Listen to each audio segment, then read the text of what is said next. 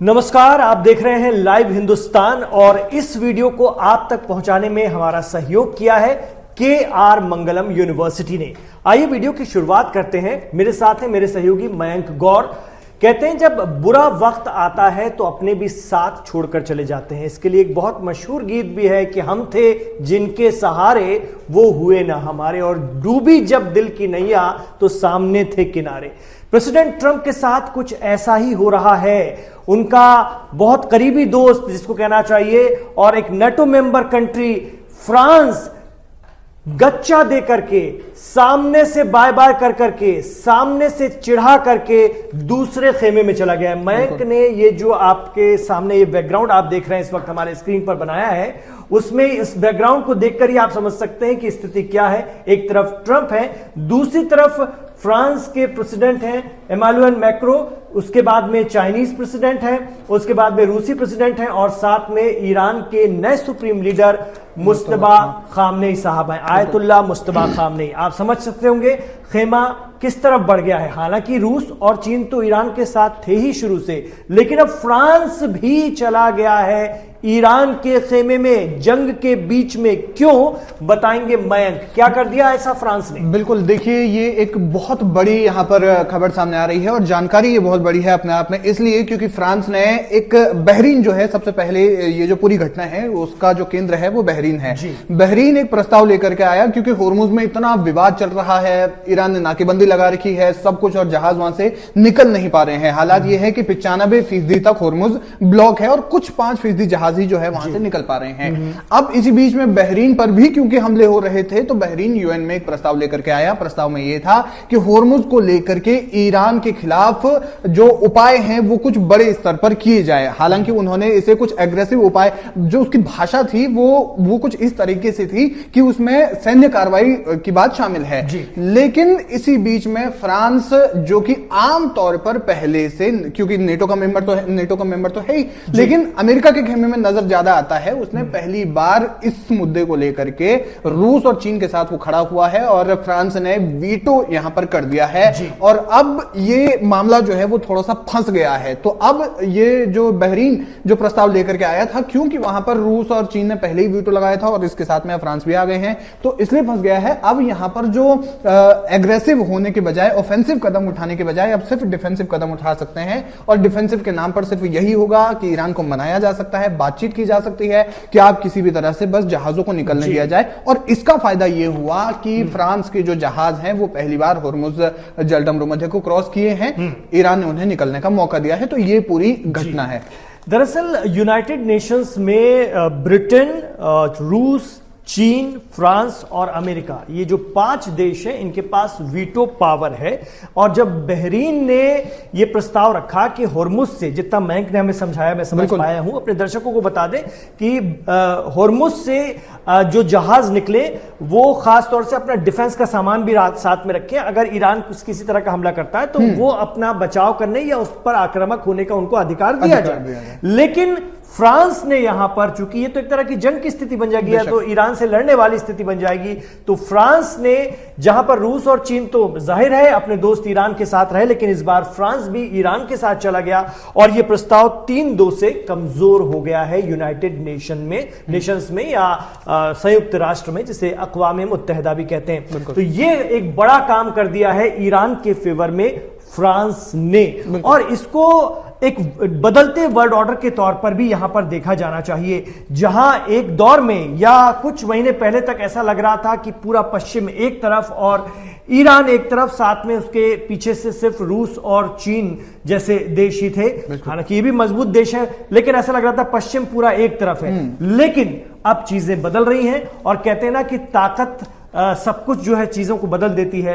Iran ने जिस तरह से ताकत से मुकाबला किया है, 35वें दिन तक वो जंग में डटा हुआ है, तो उस ताकत ने कहीं ना कहीं बाकी देशों को भी प्रेरित किया है कि वो उसका साथ दें और बताएं कि हम हर बात अमेरिका की नहीं जो है सर झुकाकर सुनेंगे या उसको फॉलो नहीं करेंगे। बिल्कुल, और ये अपने आप में बहुत बड़ी बात इसलिए भी है क्योंकि फ्रांस नेटो का मेंबर है, तो आमतौर पर ये देखा जाता है कि कोई भी देश जब एक दूसरे के साथ में रिश्ते होते हैं या फिर किसी भी तरह से युद्ध की स्थिति में हमेशा न्यूट्रल रुख अपनाते हैं, जो है वो स्थिर रहते हैं। लेकिन वीटो के लिए अगर मान लीजिए फ्रांस, यहां पर बड़ी बात यह है कि फ्रांस यहां पर वीटो ना भी करता, रूस और जो है चीन करते और फ्रांस न्यूट्रल रहता, फ्रांस इसमें शामिल ना होता, तो भी ये कमजोर पड़ता, ये तो जाहिर सी बात थी।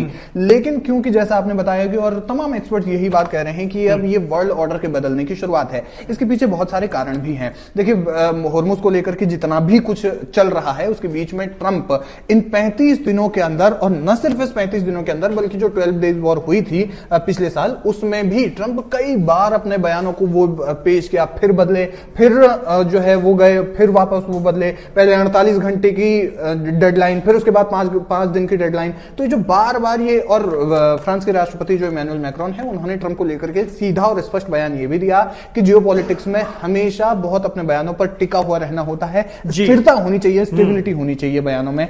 तो ये बड़ी बात है। और प्रेसिडेंट ट्रंप चाहते थे, जैसा कि मीडिया रिपोर्ट्स बताती हैं, कि फ्रांस ईरान से अमेरिका के साथ मिलकर के ईरान से जंग लड़े, मतलब ईरान के खिलाफ हो जाए और ईरान से जंग लड़े। ये प्रेसिडेंट ट्रंप की ख्वाहिश थी, लेकिन प्रेसिडेंट इमैनुअल मैक्रोन ने इसे खारिज कर दिया था। फिर प्रेसिडेंट ट्रंप उनका मजाक भी उड़ा रहे थे। देखिए, कुछ चीजें जब आप करते हैं तो वो आपको बाद में जाकर भारी पड़ती हैं। जिस तरह से प्रेसिडेंट ट्रंप ने फ्रांस के प्रेसिडेंट का मजाक उड़ाया था, एक संप्रभु देश के, एक ताकतवर देश के प्रेसिडेंट का मजाक उड़ाया था, वो भी कहीं ना कहीं उनके दिल में लगी है और उसका बदला एक तरह से उन्होंने ले लिया। हालांकि अमेरिकन जो अधिकारी हैं और उनके जो लोग हैं वो कह रहे हैं कि हम इस बात को याद रखेंगे, भूलेंगे नहीं। इस तरह की धमकियां भी दे रहे हैं, फ्रांस के इस कदम को हम याद रखेंगे। बिल्कुल, लेकिन यह है कि जो होना था वो तो हो गया है और एक बड़ी राहत ईरान को भी मिली है। और कहते हैं ना कि कुछ चीजें वापस भी लौटकर आती हैं। आप जैसा करते हैं, कई बार आप जैसा बोते हैं वैसा काटना पड़ता है, कई बार उसमें वो चीज जल्दी भी हो जाती है, कई बार वक्त भी लग जाता है। और निजी तौर पर जो प्रेसिडेंट ट्रंप ने किया था फ्रांस के प्रेसिडेंट के साथ, उनकी वाइफ को लेकर के जो एक मामला हुआ था, उसका खुलेआम मजाक बनाया था। और ये किसी भी बड़े देश को, ताकतवर देश को शोभा नहीं देता, उसके चीफ को शोभा नहीं देता। और किसके खिलाफ कर रहे थे? एक संप्रभु देश के राष्ट्रपति के खिलाफ इस तरह की बातें करना, तो ये कहीं ना कहीं उनके दिल पर लगी होगी। और उसका भी एक तरह से एक्सपर्ट कहते हैं बदला फ्रांस ने ले लिया। एक छिछली बात, बहुत निचले स्तर की बात प्रेसिडेंट ट्रंप ने फ्रांस के राष्ट्रपति के लिए कही। और वो उन्होंने कहा भी ये था कि उनकी जो पत्नी है ब्रिजिट मैक्रोन, वो उन पर अत्याचार करते हैं। तो ये जब आप किसी देश के राष्ट्रपति के साथ में, जबकि हम आमतौर पर दोस्तों के साथ इतना ज्यादा पर्सनल नहीं होते, तो यहां पर एक बहुत बड़ी बात थी। और ये सिर्फ कोई पहली बार नहीं है जब ऐसी कोई बात हुई हो। इससे पहले भी जब फ्रांस के राष्ट्रपति ने ट्रंप का समर्थन किया था, G7 मीटिंग की जब वो बात थी कनाडा को लेकर के, जब मैक्रोन ने जो है वो ट्रंप का समर्थन करते हुए उनके समर्थन में कुछ बयान दिया था, तो फिर ट्रंप ने पलटकर ये कहा कि नहीं, वो तो सिर्फ मीडिया प्रेजेंस के भूखे हैं और उनको बस लाइमलाइट में बने रहना है। तो इस तरीके की जब आप अपने ही साथी के ऊपर इस तरह से कीचड़ उछालते हैं या फिर कुछ भी उनके खिलाफ बयान देते हैं, तो जाहिर है कि जैसा आपने बताया वो पलटकर आती ही आती है। और इसका ही नतीजा फिलहाल ये दिख रहा है। तो और पिछले कुछ समय में जब ट्रंप ने नेटो देशों को कहा भी था कि वो ईरान के साथ में युद्ध के लिए एक साथ खड़े हो जाएं, तो फिर वहां पर भी नेटो कंट्रीज ने मना कर दिया था कि वो नहीं आएंगे, कुछ भी जवाब नहीं दिया था। और अब जो है वो चीजें साफ तौर पर दिखती हुई नजर आ रही हैं कि खाई सी गहरी एक बनती हुई जा रही है। बिल्कुल। और फ्रांस इजराइल की वजह से भी ऐसा कर रहा है, ऐसा लगता है, क्योंकि इजराइल को भी फ्रांस को बहुत ज्यादा पसंद नहीं करता है। और इजराइल के लिए उसने अपनी जो हवाई जो स्पेस है, जो एयर स्पेस है, उसको भी बंद कर रखा है। तो ये तमाम बातें, उसकी एक वजह बहुत से जानकार बताते हैं, जो लोग कम जानते हैं, वो ये है कि लेबनान में जिस तरह से इजराइल आक्रामक है, लेबनान को लेकर फ्रांस का बहुत अटैचमेंट है। एक दौर में लेबनान फ्रांस की ही एक कॉलोनी हुआ करता था और लेबनान पर जो बैरूत है, एक तरह से उसे उस खित्ते का पेरिस कहा जाता था। तो फ्रांस की संस्कृति लेबनान में बड़ी हावी है। तो ऐसे में उस फ्रांस के उस करीबी दोस्त लेबनान को जिस तरह से इजराइल निशाना बना रहा है हिजबुल्लाह के बहाने, और बैरूत को जिस तरह से तबाह बर्बाद कर रहा है, हर रोज जो है वहां पर स्ट्राइक हो रही है, उसको लेकर भी फ्रांस के दिल में कोई इजराइल के लिए बहुत अच्छे भाव नहीं है। तो उन तमाम चीजों का बदला देखिए, जब पॉलिटिक्स होती है और जो वर्ल्ड लेवल की पॉलिटिक्स होती है वो इसी तरह से निकलती है। बहुत सी चीजों पर आप तुरंत रिएक्ट नहीं कर पाते, लेकिन जब मौका मिलता है तो आप इस तरह से फंसा देते हैं। तो ये अमेरिका के लिए, इजराइल के लिए बड़ा झटका है। इसके अलावा एक और बात सामने आ रही है, वो ये आ रही है कि होर्मुज को लेकर के ईरान और फ्रांस के बीच में कोई डील हो गई है कि भाई फ्रांस के जहाज जो है निकल सकेंगे, उनके कंटेनर, उनके जहाज बिना किसी रोक टोक के निकल सकेंगे। तो इसके चलते भी हो सकता है रूस और चीन ने हो सकता है इसमें कुछ मदद करवाई हो, कुछ सहयोग करवाया हो, जिसके चलते फ्रांस ने इस खेमे के साथ रहना बेहतर समझा। और अगर आगे भी फ्रांस इस खेमे के साथ रहता है तो ये अमेरिका को, प्रेसिडेंट ट्रंप को एक बहुत बहुत बड़ा झटका है। बिल्कुल, बहुत बड़ा झटका भी है। और ट्रंप ने जिस तरीके से हाल फिलहाल में, मतलब जब से वो सत्ता में बैठे हुए हैं, उनके पिछले टेन्योर में भी और इस वक्त भी जिस तरीके से वो एग्रेसिव होने की कोशिश करते हैं, वो उसने कहीं ना कहीं, एक्सपर्ट से कहते हैं कि अमेरिका की जो विदेश नीति है उसको बहुत बड़ा नुकसान पहुंचाया है। बल्कि सोशल मीडिया पर तो एक हास्यास्पद तरीके से ये भी बात चल रही है, हालांकि दर्शकों को इसको सीरियसली भी नहीं लेना चाहिए, कि ट्रंप जो है वो रूस के एजेंट है।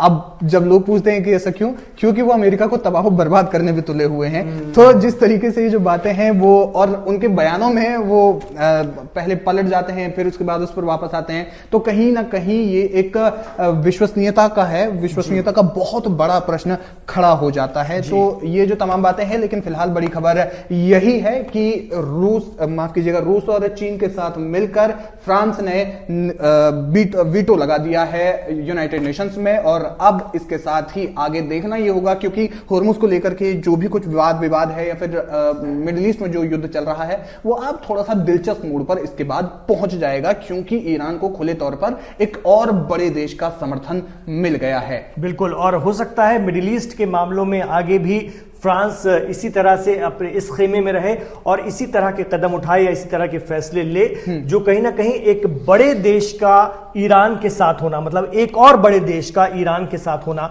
जो खास तौर से नेटो का मेंबर है, बताता है कि ईरान का पलड़ा कुछ हद तक और भारी हो रहा है। जिस तरह से वो मजबूती से इस जंग को लड़ रहा है, उसके साथ में रूस और चीन तो खड़े ही हैं। इस प्रस्ताव में भी रूस और चीन ने उसकी बड़ी मदद की है, जो बहरीन लेकर आया था। लेकिन फ्रांस का आ जाना बताता है कि और मजबूती आ गई है, और इधर प्रेसिडेंट ट्रंप अकेले पड़ते जा रहे हैं। आप क्या मानते हैं, इससे ईरान को कितना फायदा होगा, और अमेरिका के लिए क्या अपने आप में यूएन में एक बहुत बड़ी हार है? इसे कैसे देखा जाए, हमें कमेंट बॉक्स पर जरूर बताइएगा।